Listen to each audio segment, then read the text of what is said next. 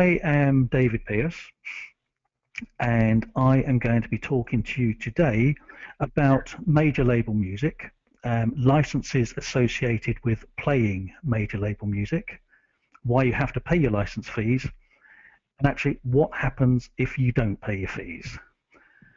This afternoon I'm going to be joined by Jeff Stewart of World Music, and Jeff is going to talk about the legal ways and the legitimate ways to avoid paying license fees and what those options are. So basically Jeff will talk about license-free music, which is known to some of us as royalty-free music.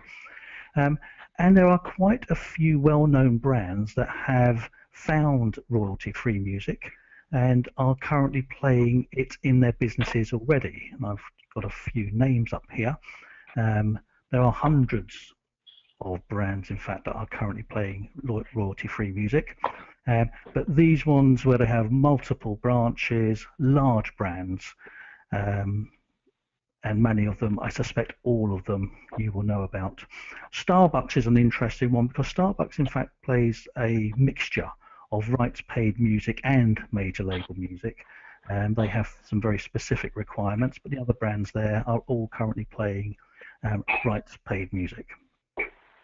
And I think it'd be fair to say that the world would be a really sadder place if we didn't have music. To many of us, it's an essential part of our lives, and it evokes great memories and sometimes some major regrets. I guess it's different things to different people, and I think we'd all rather have music in our lives than not. But for some businesses, music can be expensive, and there are many instances where lots of companies are completely wasting their money by playing major label music, and I'll come back to this. But to give you an idea of costs, let's say a company with a premises size of in the region of 1,000 square meters, so that might be a small to average sized Halfords. They would be paying license fees to the PPL and the PRS in the region of £670 a year. And if you've got 100 stores, that's a lot of money. Halfords, as it happens, have about 400 stores, and you can do the math yourself. That probably works out at £200,000 plus, purely in license fees. A store the size of B&Q, to give you an idea of size, they may be paying in the region of £1,500 to £1,800 per store. And again, B&Q have quite a high number of stores. So I mentioned PPL and PRS, and I think most of you listening to me will be familiar with these guys. But you know, who are they really? Let me just be clear on this. The PRS are the body that collect the license fees on behalf of the writers of the music, and the PPL are the guys who collect the license fees on behalf of the performers. So if you're a singer-songwriter, you'll be getting checks coming through your bank account from both PRS and PPL. But basically, these guys are in business to collect fees on the writers and the performers' behalf.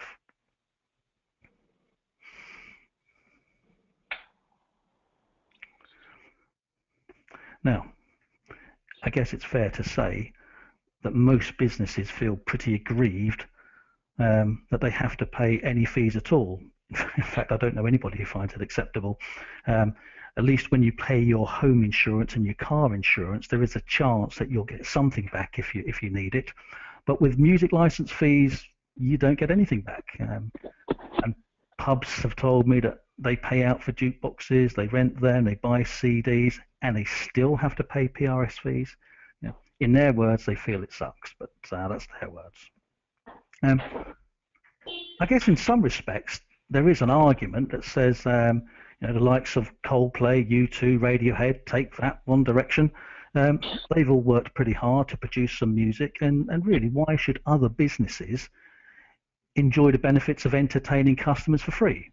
So a musician would argue, let's say if you're in the pub business, a musician would argue that your pub attracts more people because you play our music, which means you make more profit, than you would if you didn't play any music. So if I'm helping you to make money, then hey, shouldn't I be able to have part of that? And in fairness, that's a good point. But when it comes to divvying out the license fees, not everything is fair.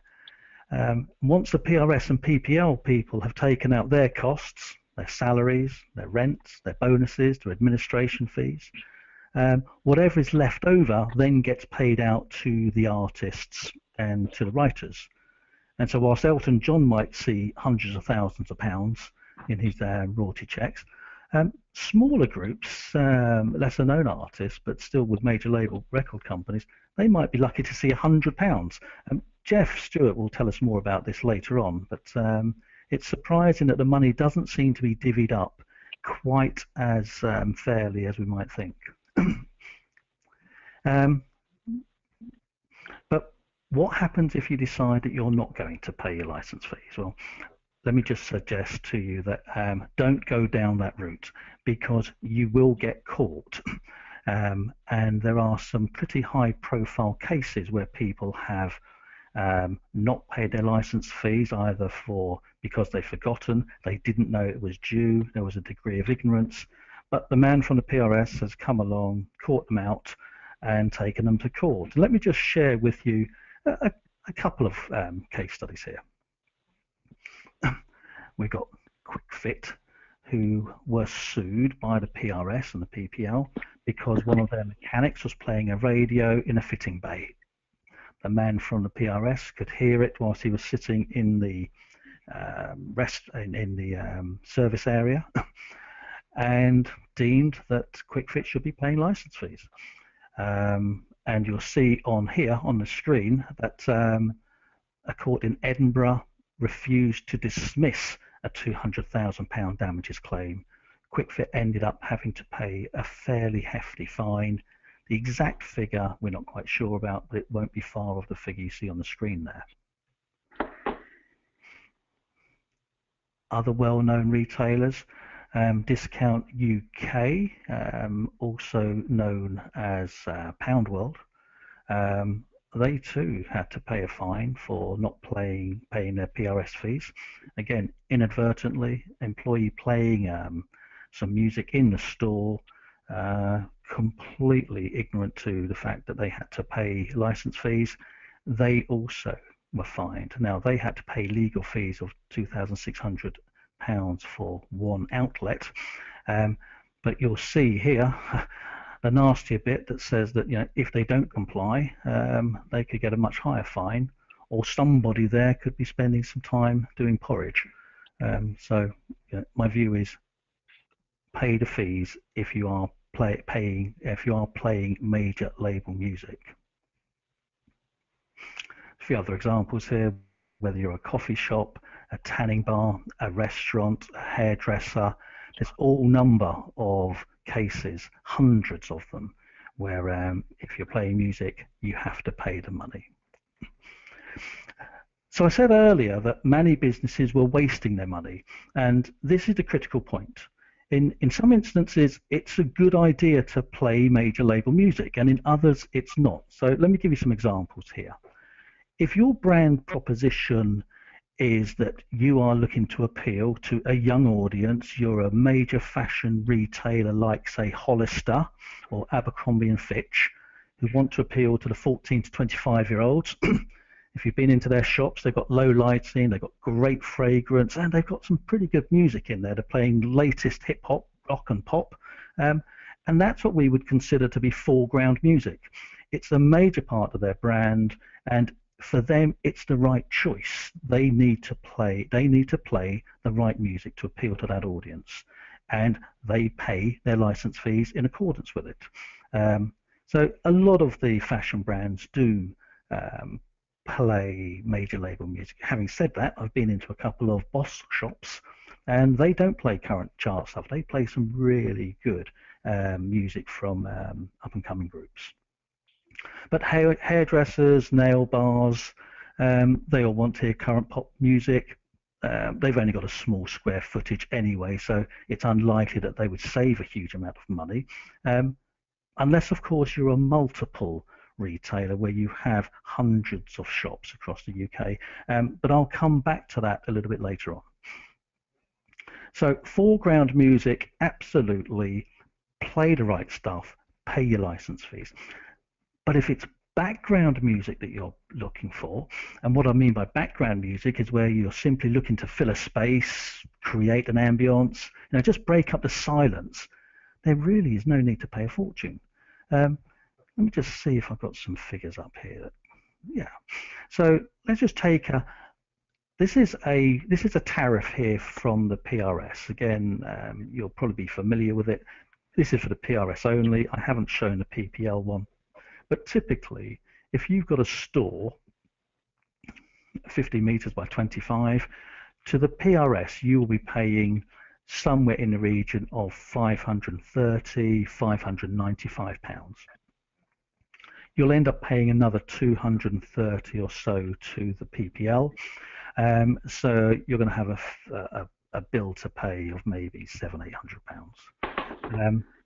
If you were, let's say, well, if you had a shop the size of Morrison's, I mentioned one or two others earlier on, but Morrison's, their typical size store, 60 meters by 50 meters, they would be paying £600 on one license, £980 on another, so £1,500–1,600. That's a lot of money when you've got 400 shops in your estate. But let's face it, Morrison's don't need to play major label music.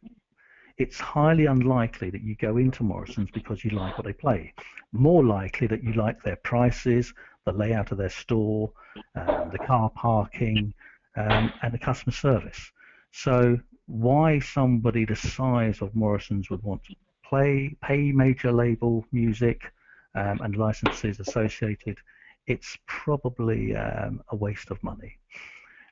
If you're a restaurant, a car showroom, an out-of-town big shed, a carpet warehouse, say a food retailer, personally, I think you don't need to pay license fees or you don't need to play major label music because there purely is no need. Yes, sure, the staff might prefer to hear chant music, but after a while the staff zone out, they just don't hear it. There are some other hazards, I have to say, in terms of playing major label music. You might have Eminem, as we can see here. Who knows? Biggie Smalls, 50 Cent, and all the other gangster rappers who thinks it's okay to write lyrics and sing songs about, well, how can I say, about, well, defaming women, glamorizing antisocial behavior, anti-police. They're all in the domain. And I mean, how pleased would you feel about taking your 7-year-old or your 8-year-old into one of the high street shops to do your Christmas shopping and to see Santa? And out of the speakers comes a real full volley from NWA or Schoolie D or some of the other gangster rappers. But it's your choice. It can be a problem. So in summary, what I would say is that sometimes major label music is a good choice, but not always. And the questions you should be asking yourself is, are you looking for foreground music or background music? If it's Hollister, it's a good fit. If it's Tesco's, I don't think it's a good fit.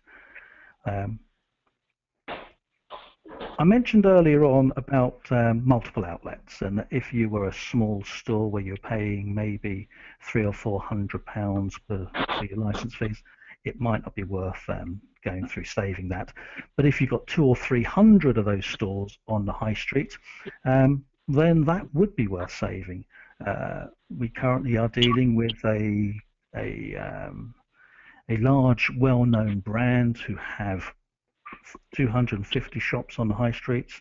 They're paying between £400 and £500 per store for their license fees. So that's about £60,000 worth of savings. And again, these guys really do not need to play major label music. So in summary, a few do's and a few don'ts for what it's worth. If you are playing major label music, make sure that you pay your license fees. but make sure first off that major label music is the right thing for you to do. I would urge you to check your music source. Make sure that if you are, wherever you are buying your music from, that you don't have the offensive lyrics that I mentioned previously. And you must definitely train, excuse me, and educate your staff that they cannot bring in their own music, their MP3 players. They can't play Spotify or iTunes in the store because you just don't know quite what you're going to get coming out. Downloads are certainly easier to manage than CDs, but I really suggest that you look to see what fits your brand and not so much what fits your staff. Hopefully I've been able to give you quite a good feel there for PRS and the license fees involved and what happens if you don't pay them. And I'm going to pass you over now to Jeff Stewart, and Jeff can tell you a whole lot more about rights paid music and why that might be suitable for your store. Okay. Well, just to follow on from what David was saying, and just to follow up on a few points he raised, the PRS and PPL are the collection societies responsible for performance income for licensed music. And how we define licensed music is these are artists and record labels that have given the PRS and the PPL the right to collect on their behalf for performances of their compositions in the form of PRS and recordings in the form of PPL. They have given those rights to them and exclusively. They cannot deal direct with anyone. They have to go through the PRS. The system of collection, as David intimated, is less than fair, although there is reasons why it's seemingly unfair. Most performance income outside of retail is booked or recorded. That means that the performances are recorded and the artist that's involved and the composition involved is reported to the PRS and PPL, and all the money relating to that performance goes directly to the artist. Clearly, if you've got approximately 500,000 premises licensed in the UK by the PRS and PPL, you do not report the exact tracks that you're playing in your shop at any one time. The license fee is a blanket license fee for you to play any of the repertoire that these PRS and PPL represent. So you pay a lump sum to these people. If you decide to play license-free music, and I'll use the term license-free going forward, if you decide to play that music exclusively, and you do not play any other form of music, and you can prove that the music is not licensed, then you can avoid paying both PRS and PPL. So there is a huge amount of music out there that is unregistered with the PRS and PPL and is therefore license free.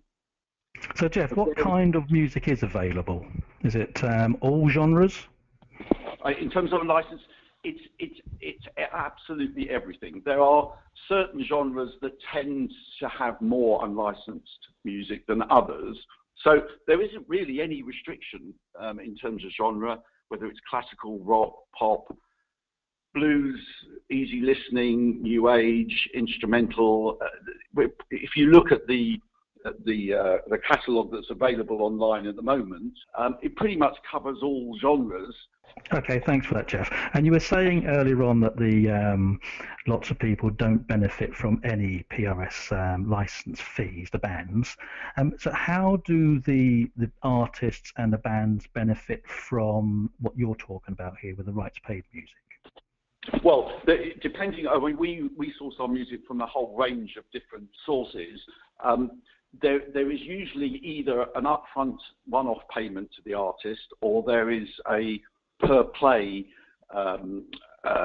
It's a rather complex system of, because our system can record what's played when, we give a music budget per site per month, and then we work out how many tracks are played, what the artist what an individual artist's music was a percentage of that, and they will then get a percentage of the budget for that month in that store. It's a system that Spotify use, for instance, to compensate the artists that are streamed through the Spotify system. The bottom line is that if they get exposure in retail, in a large retail chain, and people can listen to their music and potentially Shazam it, and this music will be, because it's not licensed, doesn't mean it might not be for sale. A lot of it isn't for sale to the consumer, but some of it is. So the bottom line for an artist, to be perfectly blunt, it's some money is better than no money, but there is a promotional element, and there's a sort of, an element of, isn't it great that our music is being played in these stores and people are actually listening to it? Because most music created in the world is never listened to anyone except the person who's created it. Unfortunately, the reality is that although everyone is busily thinking that the music business is dead, it's not. I suppose with a lot of the up-and-coming bands now and the further developments of Shazam, you could go into a store that are playing rights-paid music, Shazam it, and that artist's details will come up. Is that right? It will, if they've registered it with the Grace Note and the other places where Shazam will take their metadata from. That wouldn't be in all cases, but it certainly would be in some cases. Good, thank you, Jeff. And you can see there on the screen it shows the whole range of outlets where we believe we have got suitable rights-played music for. Sorry, there was just one other point that came up when you mentioned Spotify. Oh, yes. Just to clarify, there was a lot of confusion over Spotify. It is not legal to play Spotify in a retail environment, even if you have a PRS and PPL license. The streaming service that Spotify supply is for consumers, not for public broadcasts. It is part of the terms and conditions of Spotify. When you register, it says this is for consumer use only, for playing at home. People have been caught out because not unreasonably, a retailer will say, I've got a PRS and PPL license and I'm playing Spotify, what's wrong? Well, you can't do that. It's just like buying a CD. That doesn't give you the right to publicly broadcast it. And it's just a point to say that there's lots of other disadvantages of Spotify in retail situations in terms of playlisting and making sure there's a control by the head office or staff know what's being played where and when. There's no facility for messaging. There's all sorts of other disadvantages, but just to clarify that Spotify cannot be legally used in a public performance situation. Good, thanks, Jeff. Okay, thanks for clearing that up. You mentioned there about playing radio in store, Jeff, and what we can provide listeners with is a complete audio experience using rights-played music, whereby we are able to link the tracks with promotions, with adverts, and with a DJ-style radio format. And I would love to have the opportunity to talk to our listeners outside of this forum about what we at Freedom Music can do to bring that complete audio experience to store. So, if you would be interested to talk to me about that, let's try and get together sometime outside of this webinar. For now, are there any questions that I can answer?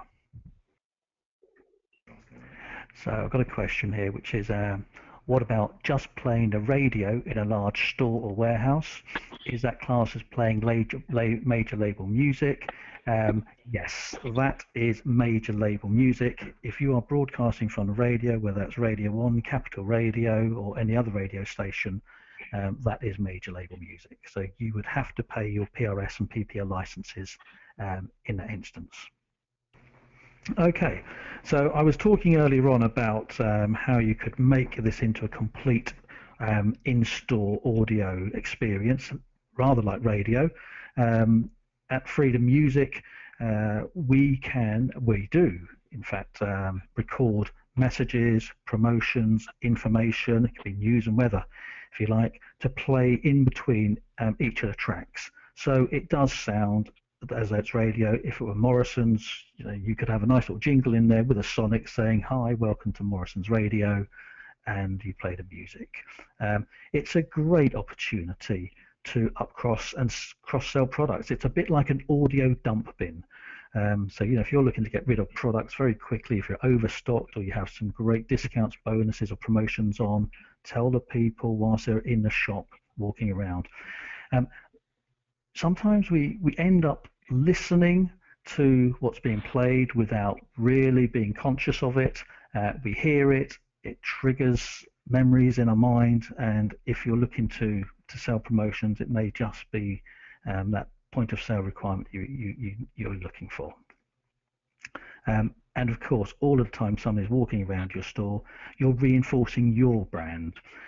Last thing you need if you're a car parts organization is to have somebody walking around your store and on comes an advert on commercial radio advertising a shop up the road who are offering large discounts and promotions. That is to be avoided, and you can avoid that by having your own in-store radio. Here's just a little bit of a summary about how you can save huge amounts of money. I spoke about license fees ranging from £600 up to £1,500 and more. Rights paid music is great music. You still get all of the ambience, and you get that universal appeal. It's from Freedom Music. We can offer you a fully managed solution whereby you tell us what you think you're looking for. We will then select the music, download it to one store or 1,000 stores. We will centrally manage it. We will write and script any promotions or adverts you require. If you want it to sound like a radio, we will make sure it does that, and either we can control it centrally or we can pass the control of that over to you. And on that, so I am now aware that people need to get back to work. We do have, you can download free trials or contact me and I can set you up with some music for you to listen to. Thank you everybody, and I hope to speak to you again soon.